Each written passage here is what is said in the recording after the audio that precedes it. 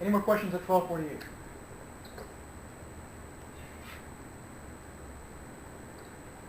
Okay, let's take a look at 1261 quickly.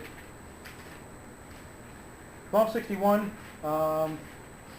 this is the one where we're looking at is the proportion of men who write a shopping list before going shopping less than the proportion of women who do so. So let's let P1 and P2 represent the population proportion of men and women, respectively. So they're telling us that P1 is for men, P2 is for women. First part of this is to write the hypothesis. It's simply P1 minus P2 is equal to 0 versus an alternative of P1 minus P2, and I think it's less than 0, isn't it? It's less than 0. And they've told us what P1 and P2 are in this case. If they didn't tell us, it would be critical that you tell us exactly what P1 and P2 are. So this is men, and this is women. The second thing they ask for is P1 hat and P2 hat. P1 hat is just the 20 out of 50 for the men, 0.4. P2 hat is 30 out of 50 for 0.6. So this is just based on the data that they gave us. Part C, they want this P hat. P hat, remember, is that special P hat that we had to calculate for the test statistic in the case of the difference between proportions.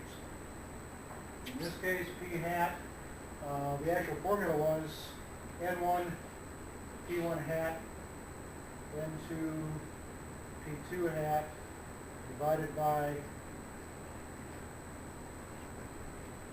N1 plus N2. This is actually equal to 20 plus 30 divided by 50 plus 50,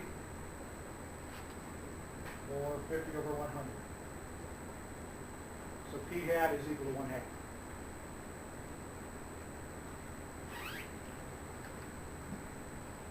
These problems aren't made up, are they?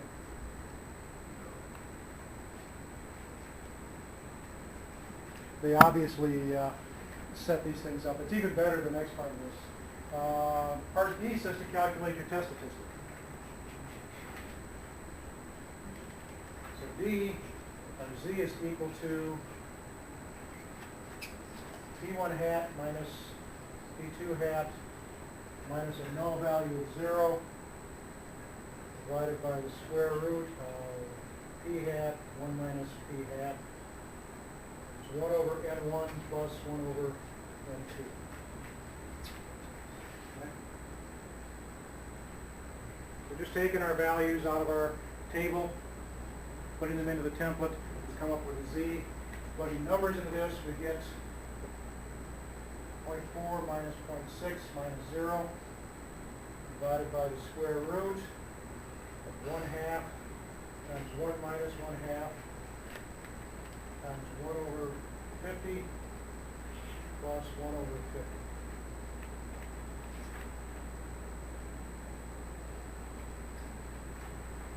And that all comes out to minus 2.0.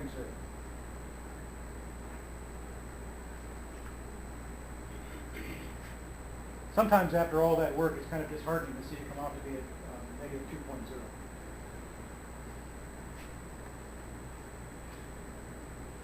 Part E. In Part E, they want the p-value. Remember, this is going to be exactly the same as if this were a single proportion. Once we've got the z value, there's nothing changing here. So we've got 0. This is at minus 2. So it's at this point right here. We have a less than condition, so I want the area to the left. I want this area right here. That means that I want simply the value directly from table 8.1. So it's the 8.1 of minus 2, which is 0.0228, and that is our p-value. I think it said to draw a conclusion from that. Should we reject the null hypothesis?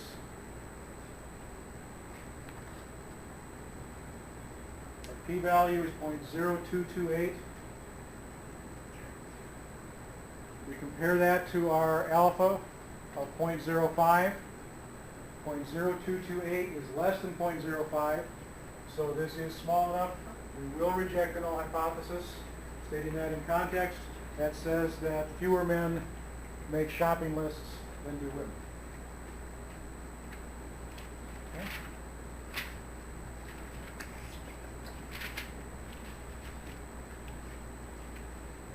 Questions? So when you say in like null hypothesis P1 minus P2, that's just like if it were to equal 0, there'd be no difference. Yep. So P1 minus P2 is equal to 0 is identically the same as saying that P1 is equal to P2. Okay. You could say P1 equals P2. Yes, and in fact your textbook says that in quite a few places. Okay. Your textbook occasionally will write this as P1 is equal to P2, and this as P1 is less than P2. The reason for writing it this way is that it gives us the same form for all of our setups for these 5 modules. We always have a parameter equal to another value. That's also why down here when I write this z-statistic, this minus 0 doesn't do anything with it. The only reason for putting a minus 0 down here is just so that they all look the same. And if you left it off, I wouldn't want it wrong. Can you explain what C means? Probably. This here? Yeah.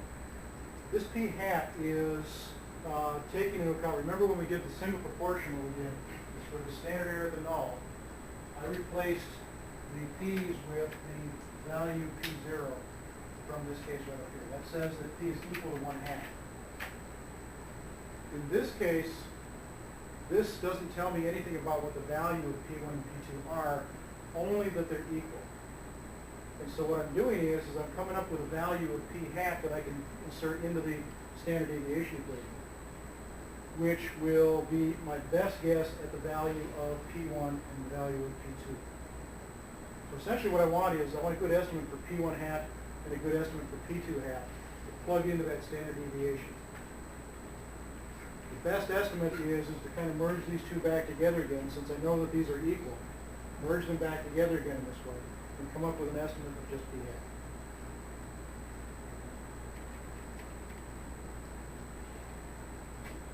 Other questions?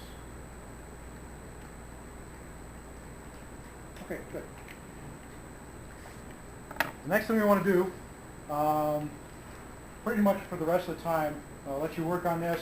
If you finish, actually you can work on project if you want to. You can work on this. I'd like you to work on this lab exercise first so you get an idea how to use it.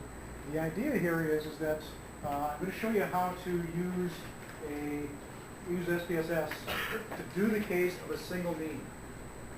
So it's going to do full inference for a single mean.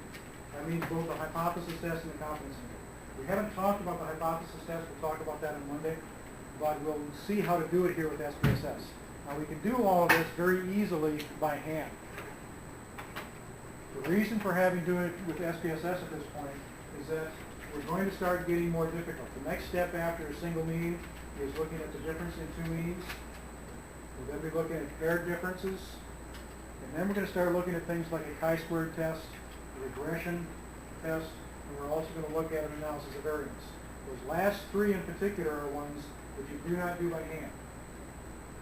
I've actually, I think, done each of those by hand at some point, but it really didn't help me any. We're going to let SPSS do the work for us. So we want to kind of get back into SPSS. So this is going to ease us back in. So go ahead and go to the lab section of Blackboard.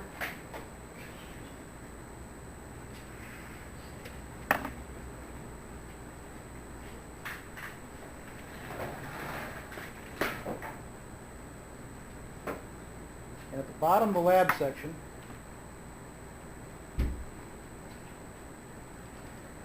there's no entry down here. There's a PDF file attached to this, and there's also a data file. Now, this is a different data file than what's in your textbook or in your CD. So go ahead and save this data file and use this one for this work. And this inference procedures in SPSS here, this PDF file,